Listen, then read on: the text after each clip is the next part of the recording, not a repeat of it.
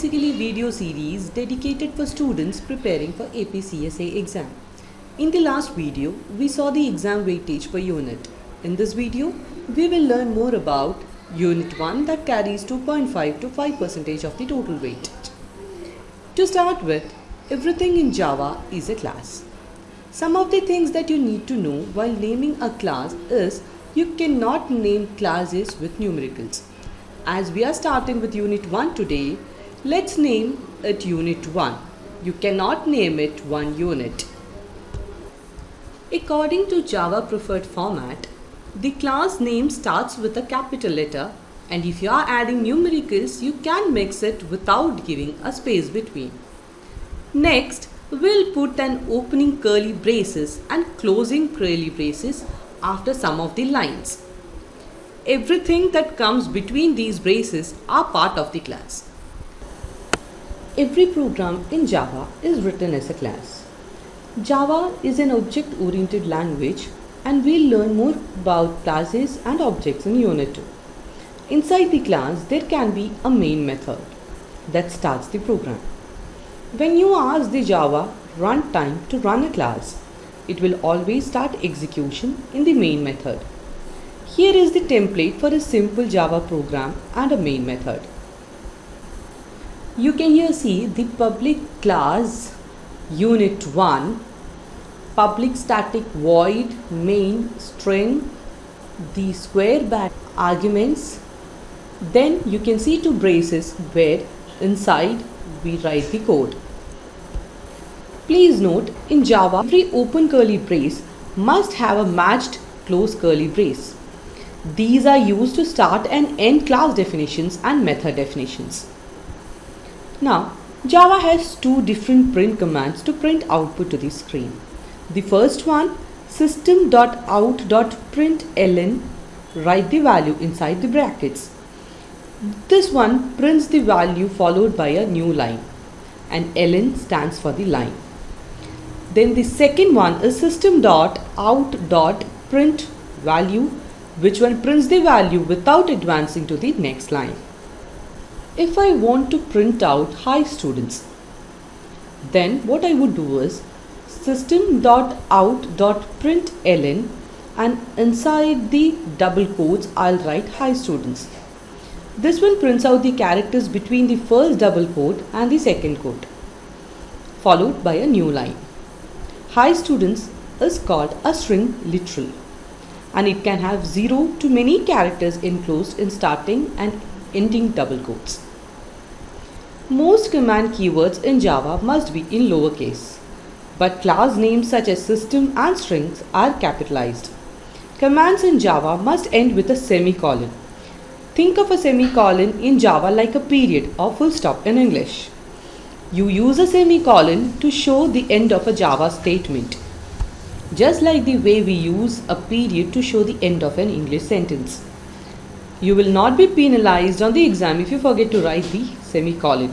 However, your programs won't run without it. Syntax errors are reported to you by the compiler if the Java code is not correctly written. Examples of a syntax error is a semicolon missing, or if the code has an open curly brace or open quote but no close curly brace. Informally, a syntax error is known as a bug, and the process of removing errors is called debugging. Now let's see what are comments. In Java, double forward slashes is used to mark the beginning of a comment. For multi-line comments, we use forward slash followed by a star key to start the comment and a star key followed by a forward slash to end the comment. The compiler will skip over the comments. Putting comments is believed to be a good practice as this helps the programmers to understand the code. Now let us put some comments to our code and check. We have written all the code, and now it's time to execute and check what is the output of our code.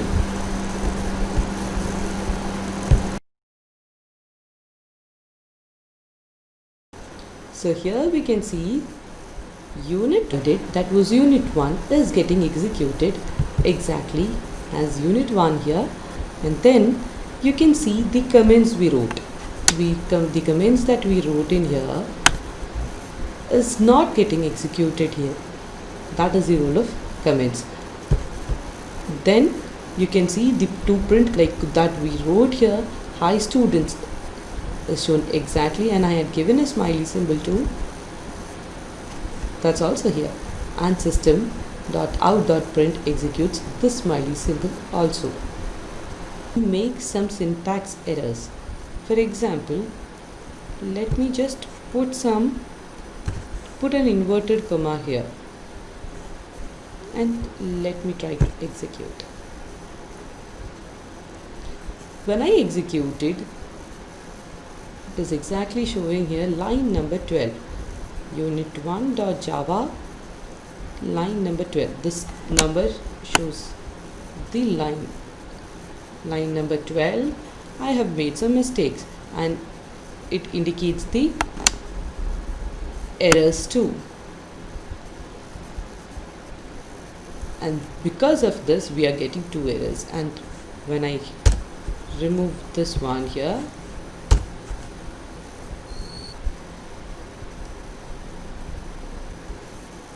exactly the same.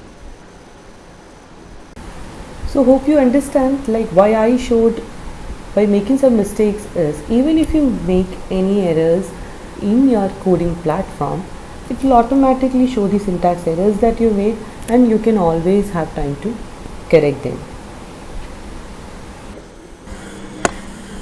Now next session we are moving on towards variables and data types. A variable is nothing but a name associated with a memory location in the computer. A computer memory can store a value, and that value can change or vary. There are mainly 2 types of variables in Java: primitive variables that hold primitive types, and object variables that hold a reference to an object of a class. Using reference, we find the objects. It's kind of a way. The basic data types used are int, double, and boolean.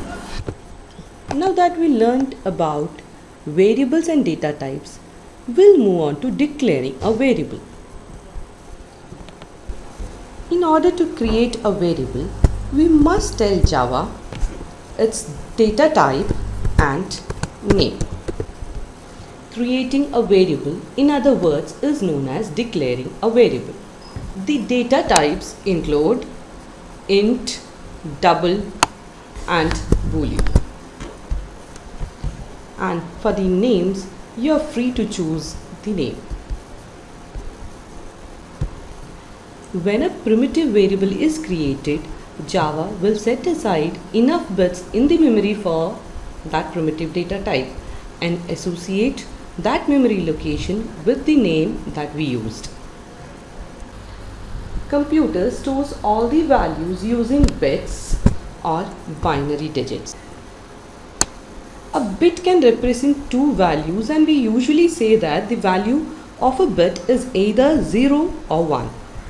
When we declare a variable, we have to tell Java the type of variable, because Java needs to know how many bits to use and how to represent the value.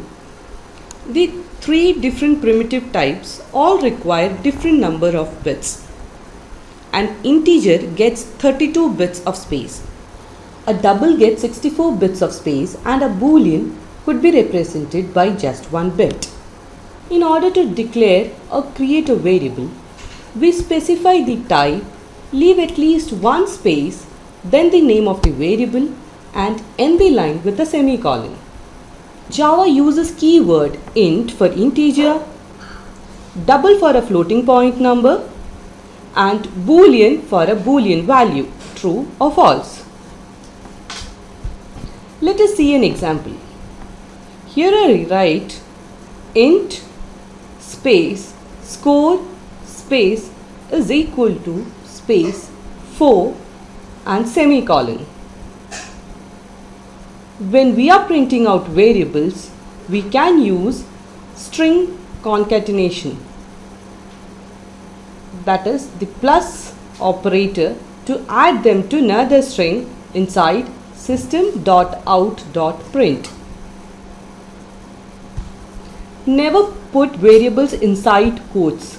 because this will print out the variable name letter by letter. You do not want to print out the variable name but the value of the variable in the memory. If you are not sure what this means, let's put quotes around the variable and see what happens. In the printout, if we put spaces between words and variables, we must put the spaces in the quotes. If you forget to add spaces, you will get smushed output like these.